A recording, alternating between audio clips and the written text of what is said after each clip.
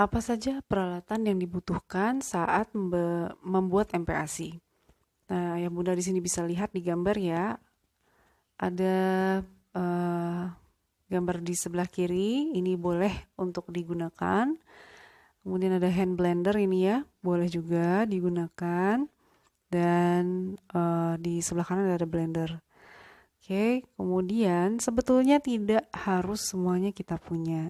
Nah, di slide berikutnya, kalau Ayah Bunda lihat ada alat apa aja ini. Simple ya, sebetulnya yang udah ada sejak dulu di dapur mungkin. Ini bisa juga kita manfaatkan untuk mengolah MPASI. Kalau mengolah MPASI dari makanan keluarga, yang misalnya tadi kita sudah lihat contohnya ya, misalnya ada ayam goreng, misalnya nih ya, menunya itu ada ayam goreng, sayur sop, itu kan sudah ada lemak, kemudian ada sayur, kemudian ada proteinnya dari daging ayam, kemudian ada karbohidrat dari nasi. Nah, ini kita olah saja. Yang tadinya makanan keluarga bentuknya masih yang biasa kita makan, itu boleh diolah dengan dicincang terlebih dahulu untuk usia bawah 12 bulan ya, atau kemudian disaring, dilumatkan untuk usia di bawahnya. Jadi kita bisa mengolah dari makanan keluarga.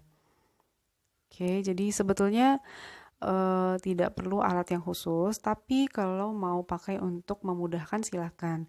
Dengan catatan, supaya MPASI ini mengandung zat gizi yang baik, tinggi nutrisi, itu diusahakan sebisa mungkin rendah kandungan air.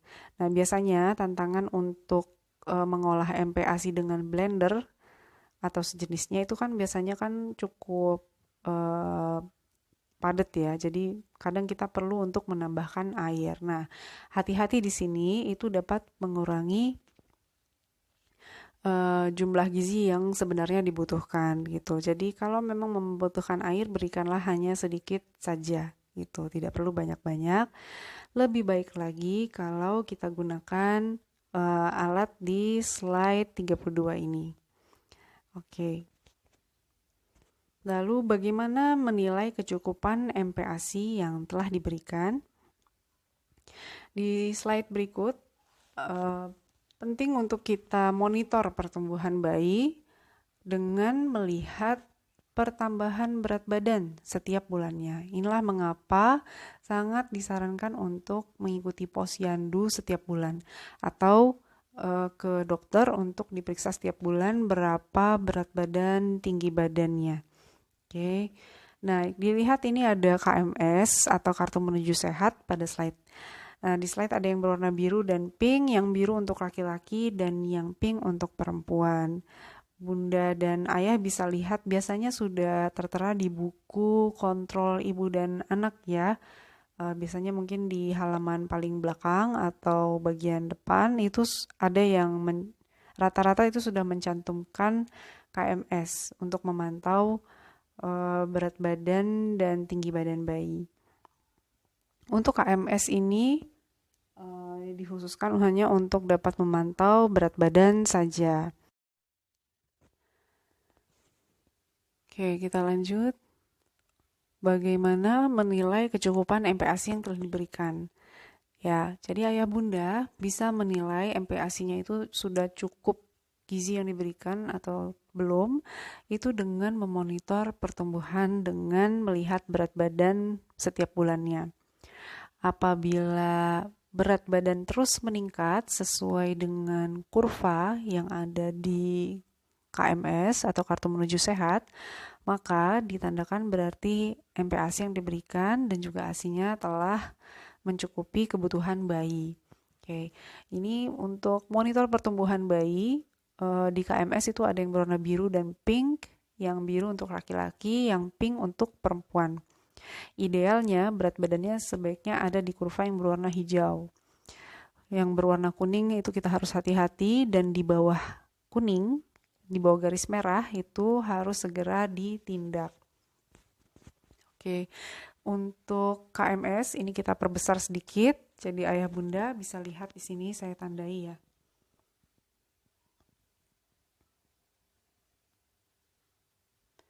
Oke, jadi ada yang di sini namanya umur umur dalam bulan ya. Jadi misalnya di bayi baru lahir 0 bulan ya. Kemudian bulan penimbangan ini untuk diisi bulan apa ini ditimbang, misalnya bulan ini bulan April, dan ini berat badannya berapa, misalnya 3 kilo, maka di kolom ini kita tulis 3 dan juga diplot di grafik. Untuk plotnya itu bisa lihat di sebelah sini. Jadi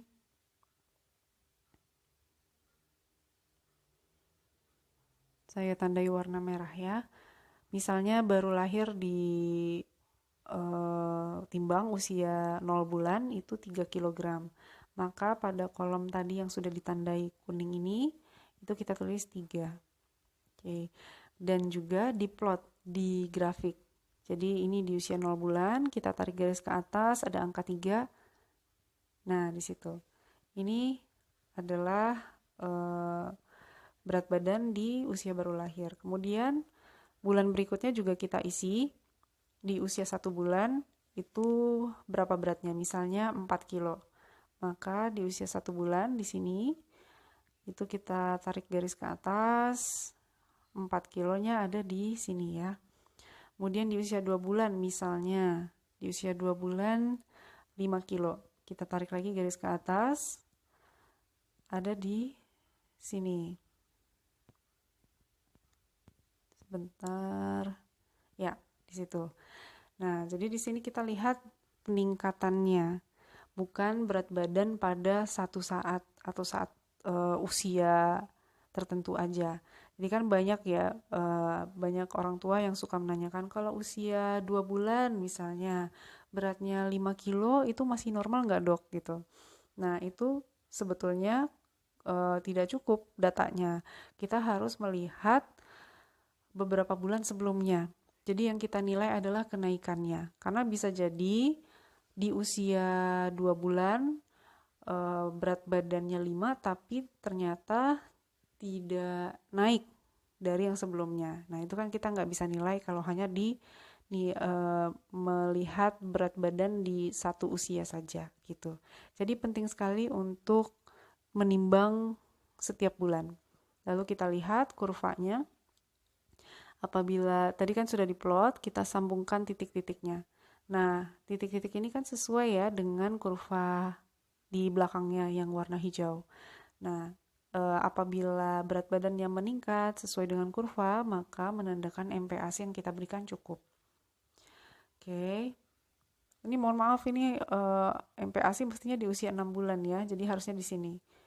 Di 6 bulan. Jadi ini bukan MPASI tapi ini kecukupan ASI berarti yang di sini, yang di sebelah sini ya. Mohon maaf. Oke, tapi kira-kira seperti itu. Yang kita lihat adalah peningkatannya. Jadi kalau MPASI berarti kita lihat dari usia 6 bulan. Oke. Ya. Nah, kalau misalnya berat badannya 2 kali berturut-turut tidak naik, ini ada kemungkinan pertumbuhannya terhambat. Jadi itu perlu untuk diperiksakan ke dokter. Itu apa penyebabnya? Apakah karena MPASI-nya atau juga apakah ada infeksi atau kondisi lainnya gitu. Nah, kemudian selain itu apabila di kurva itu ada perpotongan. Jadi misalnya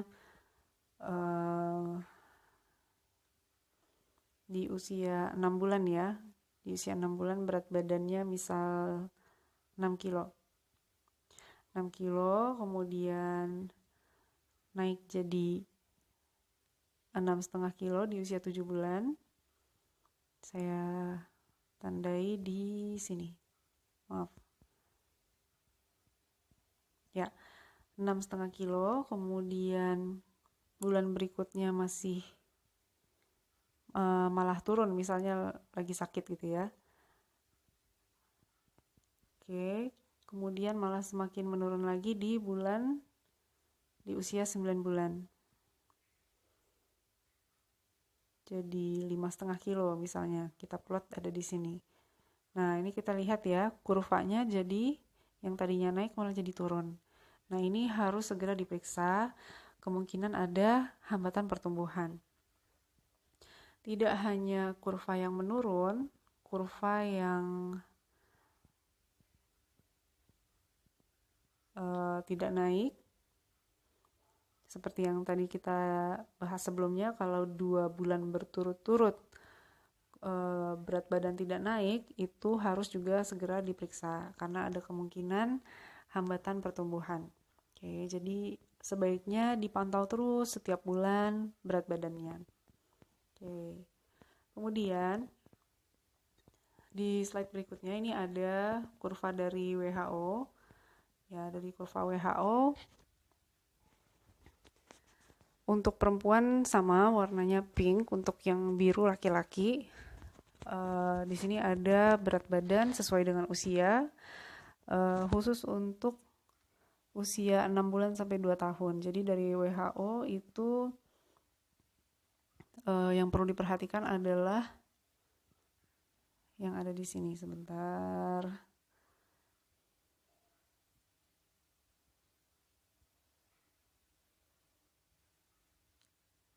Ya, itu dia. Weight for age, berat badan sesuai usia, dan usianya berapa. Karena kurvanya banyak dari WHO ya. Di buku kontrol ibu dan anak, beberapa sudah ada yang mulai mencantumkan. Jadi yang ini bisa juga digunakan untuk memantau berat badan sesuai usia. Caranya sama seperti tadi, cuman kalau di kurva WHO tidak dituliskan kenaikan berat minimal. Yang penting adalah sesuai dengan kurva, kenaikan kurva. Oke, ini untuk kurva WHO dari untuk usia 6 bulan sampai 2 tahun khusus untuk perempuan.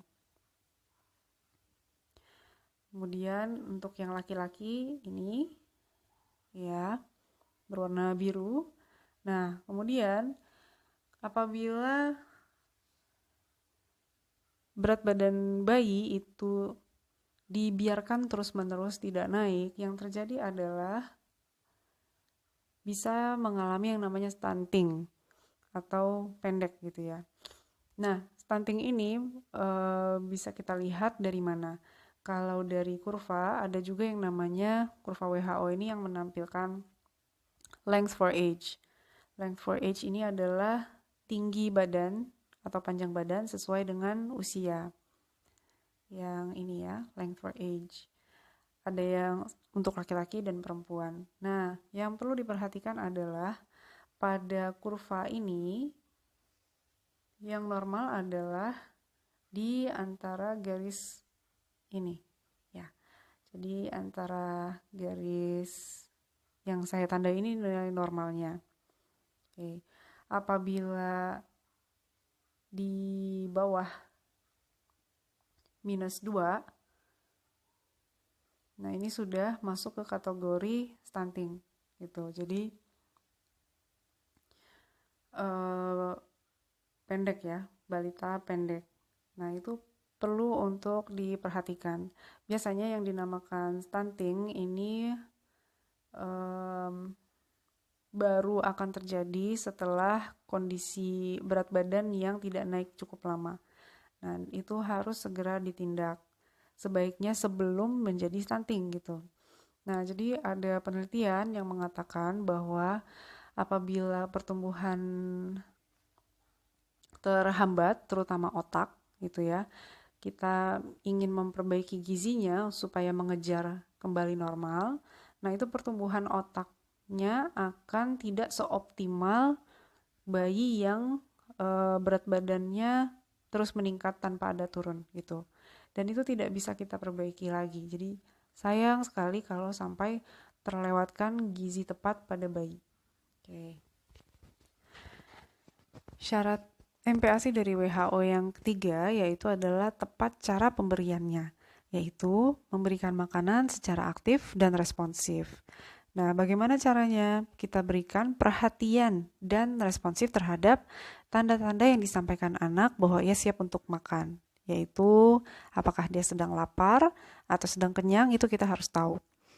Lalu kita berikan juga dorongan secara aktif kepada anak untuk makan dan jangan memaksanya.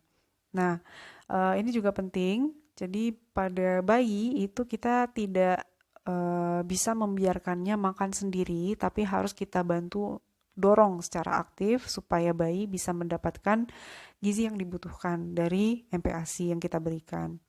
Secara definisi, tepat cara pemberian dengan cara aktif yaitu yang disebutkan tadi ya, dengan mendorong bayi atau anak untuk makan tanpa memaksa.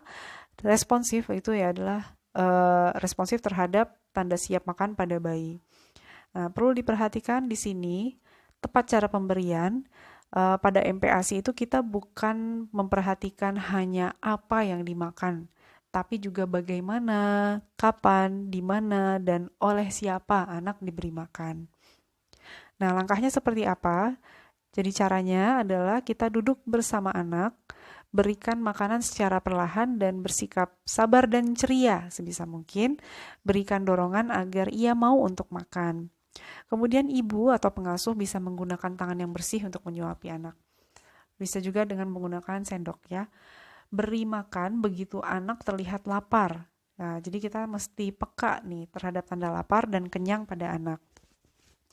Apabila anak menolak, terus berikan dorongan.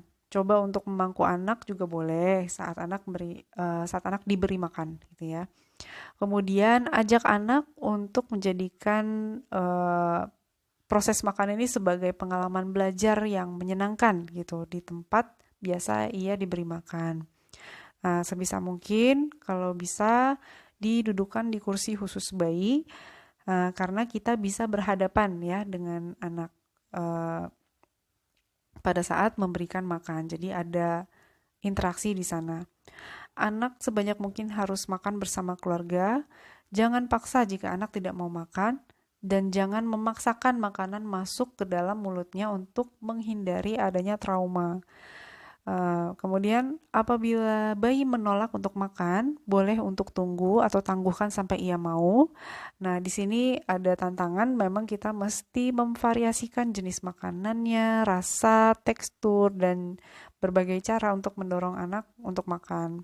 Tidak salah kalau mau mengajak anak mau untuk makan tuh boleh untuk sambil bermain atau sambil jalan-jalan, tapi diusahakan sebisa mungkin untuk awalnya duduk di kursi gitu ya, senyaman bayinya. Kemudian jangan berikan anak terlalu banyak minum sebelum dan sewaktu makan. Sebisa mungkin dijarakkan antara memberikan ASI atau susu sebelum makan, itu kalau bisa 2 jam sebelum itu sudah tidak minum apa-apa lagi. Kemudian pada saat makan itu tidak minum kecuali hanya untuk selingan pada saat makan itu, dan berikan banyaknya itu sedikit di akhir makan. Kemudian boleh untuk memberikan pujian kepada anak waktu ia makan. Oke, jadi waktu makan ini sebetulnya adalah periode pembelajaran dan kasih sayang, bukan hanya proses memberi makan. Jadi, ayah bunda, dampingi bayi makan sambil berbincang-bincang dan sertakan kontak mata penuh kasih sayang. Anak ini butuh waktu untuk belajar. Jadi, kita perlu untuk mendorong dan terus membantunya dengan penuh kesabaran, gitu ya. Nah, ada yang disebut dengan feeding rules atau aturan makan yang perlu untuk kita terapkan. Ini sesuai dengan anjuran WHO di penjadwalan. Yang pertama, dari penjadwalan kita sebaiknya picu rasa lapar dengan memberi makan anak itu dalam interval 3-4 jam. Oke, jadi antara makan pagi dan makan siang misalnya. Misalnya kita makan pagi dikasih jam 8, nah jam 10 jangan dikasih makan siang dulu. Diberi jeda sekitar 3-4 jam. Jadi boleh di jam 11 atau jam 12 atau jam 1 silahkan. Dan tidak memberikan makan snack atau susu atau ASI 1 sampai 1,5 jam sebelum makan. Oke, ini untuk memicu rasa lapar. Kalau bayi terlatih untuk merasa lapar, maka proses makan akan menjadi lebih mudah. Kemudian jadwalkan makan dengan baik. Sebisa mungkin kita terapkan keteraturan apabila setiap pagi makan jam 8, tapi ini bersifat fleksibel juga. Karena setiap bayi kan tentu pola tidurnya berbeda-beda ya. Nah, itu silahkan disesuaikan. Nah, jadwalkan makan dengan baik dan sebisa mungkin makan tidak lebih dari 30 menit. Kalau belum habis, berhenti aja nggak apa-apa. Jadi kita di sini juga mau untuk menerapkan memicu rasa lapar. Jadi setelah setengah jam, kalau makanannya belum habis, nggak apa-apa, stop pemberian makannya. Kita kasih lagi di jadwal berikutnya. Nah, kalau misalnya memang belum habis, kita bisa optimalkan di snack ya, di jam berikutnya, bukan pengganti gitu. Jadi kita tetap memicu rasa lapar. Kemudian jangan tawarkan makanan lain selain yang disajikan kecuali air minum, dan itu pun terbatas ya. Sebisa mungkin air minum berikan hanya sedikit di selang makan. Baiknya lebih baik lagi kalau diberi di akhir makan saja. Oke, kemudian di aturan makan selain penjadwalan kita juga perlu melihat lingkungan. Dikondisikan sebaiknya anak duduk di kursi dan tidak sambil bermain gawai atau gadget, tidak sambil menonton TV dan kegiatan lainnya yang dapat membuat anak terdistraksi proses makannya. Kemudian prosedur, sajikan makanan dengan porsi kecil tapi sering, sesuai dengan jumlah, tekstur, dan frekuensi sesuai dengan rekomendasi yang sudah kita bahas sebelumnya. Jangan berikan anak terlalu banyak minum sebelum dan sewaktu makan. Singkirkan makanan bila anak memainkan makanannya setelah 10-15 menit, karena kemungkinan anak belum lapar ya.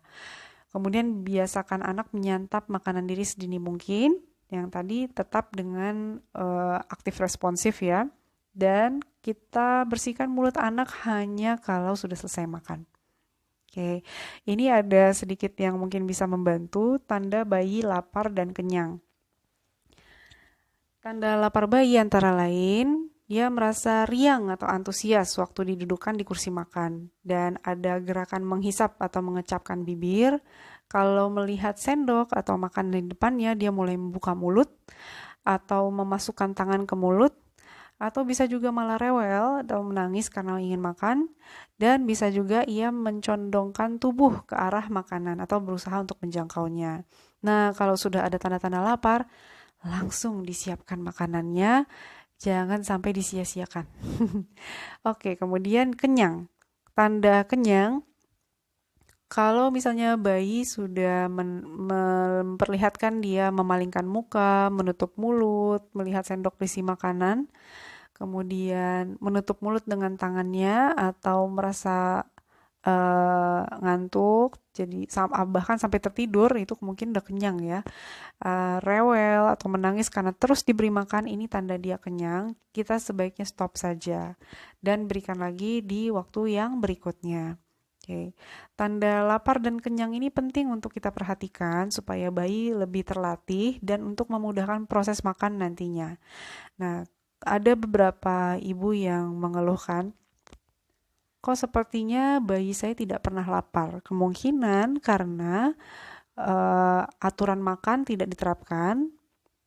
Jadi seharian kegiatan bayi itu makan terus, bisa jadi seperti itu. Jadi dia tidak mengenal yang namanya lapar gitu. Jadi bisa jadi itu yang harus kita perbaiki. Oke, jadi demikian. Kita lanjut ke prinsip keempat, syarat MPASI baik ya. Yang keempat adalah, dan yang terakhir ini adalah aman, food safety. Nah, kalau ayah bunda perhatikan dalam proses persiapan makanan, penyimpanan, penyajian, itu ada resiko kontaminasi gitu. Kalau misalnya terjadi kontaminasi di tahap proses tersebut, ini bisa menyebabkan yang namanya foodborne illness atau sakit yang disebabkan karena makanan. Nah, atau keracunan makanan. Nah, ini di slide berikutnya, foodborne illness ini adalah, atau food poisoning adalah merupakan keadaan sakit yang disebabkan oleh makanan atau air yang tercemar Dan ini bisa diperiksa dari laboratorium ya. Gejalanya bisa berupa tersedak, mual, muntah, umumnya diare, ada nyeri perut dan demam. Untuk gejala kroniknya bisa terjadi infeksi kronik, kerusakan berbagai organ tubuh, bahkan kanker. Dan yang ekstrim adalah kematian. Ya, jadi perlu untuk kita perhatikan keamanannya pada saat mempersiapkan, menyajikan, dan juga menyimpan MPASI. Dari WHO ada 5 kunci makanan yang aman. Yang pertama adalah clean atau bersihkan. Kedua adalah separate, pisahkan. Nanti akan dijelaskan di slide berikutnya. Kemudian yang ketiga adalah cook, dimasak. Keempat, safe temperature, simpan di suhu yang aman. Dan yang kelima, safe water and raw materials. Jadi digunakan air bersih dan bahan makanan mentah yang aman. Nah, di slide ini lebih didetilkan ya penjelasannya. Jadi untuk yang pertama, kunci pertama adalah clean atau bersihkan. Jadi kita perlu untuk mencuci tangan dan peralatan dengan sabun dan air yang mengalir minimal 20 detik. Nah, sebisa mungkin cuci tangan dengan 6 langkah. Saya yakin ayah bunda semua di sini mungkin sudah tahu ya 6 langkah itu seperti apa, dan itu adalah penelitian juga berdasarkan standar dari WHO. Terapkan itu, dengan menerapkan itu makanan akan menjadi lebih aman karena di handle atau ditangani oleh tangan yang sudah bersih dari berbagai jenis kuman. Kemudian cuci tangan sebelum dan setelah menyiapkan makanan, setelah dari toilet, setelah mengganti baju atau popok bayi, dan setelah kontak dengan binatang. Pastikan dapur dan makanan aman dari berbagai binatang. Lalu, kunci yang kedua adalah separate atau pisahkan. Saat menyimpan makanan, pisahkan yang mentah dari yang siap dimakan termasuk alat-alatnya. Simpan makanan di wadah tertutup agar tidak terjadi kontaminasi dari makanan yang mentah ke makanan yang matang. Oke, kemudian kunci yang kedua adalah cook. Masak sampai matang. Masak semua makanan sampai matang, terutama daging, ayam, telur, atau berbagai makanan seafood. Lalu hangatkan bila telah disimpan secara merata. Boleh dengan direbus atau dibakar atau diolah lainnya ya, yang penting dipanaskan secara merata. Kemudian safe temperature itu simpan di suhu yang aman. Kita sebaiknya tidak menyimpan makanan lebih dari 2 jam di suhu ruangan. Dan kalau mau mencairkan bahan makanan yang beku di suhu ruangan itu sebaiknya tidak dilakukan. Jadi idealnya itu adalah pada saat kita mau mencairkan makanan yang beku, turunkan dari freezer ke chiller ya. Kulkas bagian freezer itu kan di atas, chiller itu kulkas bagian bawah. Pindahkan dulu ke sana sehari sebelum akan diolah. Kemudian secara ideal, MPASI yang terbaik adalah yang dimasak langsung untuk sekali makan. Jadi tidak untuk disimpan. Ini idealnya, lebih fresh, lebih baik. Nah, mengapa simpan di suhu yang aman? Kenapa tidak boleh menyimpan lebih dari 2 jam? Nah, ini ada danger zone ya. Ada yang namanya makanan yang mudah rusak, seperti daging, daging ayam, ikan, telur, tahu, produk peternakan, dan lain-lain yang bisa dibaca di sini. Nah, ini apabila terpapar suhu ruangan yang biasanya antara 5-60 derajat Celcius selama lebih dari 2 jam, yang terjadi adalah di slide berikut ini. Jadi bakteri akan tumbuh dengan sangat cepat, berlipat gandanya di suhu antara 5-60 derajat Celcius. Maka dari itulah kita perlu untuk menyimpannya di suhu di bawah 5 derajat, masuk ke dalam kulkas, atau dihangatkan di atas 60 derajat Celcius supaya lebih aman. Oke. Kemudian kunci yang terakhir adalah dengan menggunakan air bersih dan bahan makanan mentah yang aman. Gunakan air yang bersih untuk membersihkan segala sesuatunya. Pilih makanan atau bahan yang segar. Kalau mau memberikan susu, berikan yang sudah terpasteurisasi. Cuci buah dan sayur dengan air bersih dan tidak mengkonsumsi makanan yang sudah lewat tanggal kadaluarsanya. Nah, sedikit fun fact ya, mitos atau fakta. Makanan yang jatuh ke lantai belum 5 menit masih aman untuk dilahap. Mitos atau fakta? Nah, ternyata faktanya adalah saat makanan jatuh ke lantai, bakteri dapat segera berpindah seketika dengan saat cepat. Misalnya, bakteri Salmonella typhimurium ini penyebab tifoid ya, atau demam yang sering dikatakan orang tipes. Ini bakterinya dapat bertahan hidup 4 minggu di lantai kering dalam jumlah banyak dan dapat dengan cepat mengkontaminasi makanan yang jatuh walaupun hanya 1 detik. Jadi sebisa mungkin kita usahakan lingkungan selalu bersih dan kalau ada makanan yang jatuh sebaiknya tidak diambil kembali. Demikian disimpulkan, jadi persyaratan pemberian MPASI dari WHO adalah tepat waktu, adekuat, tepat cara pemberian, dan aman. Terima kasih.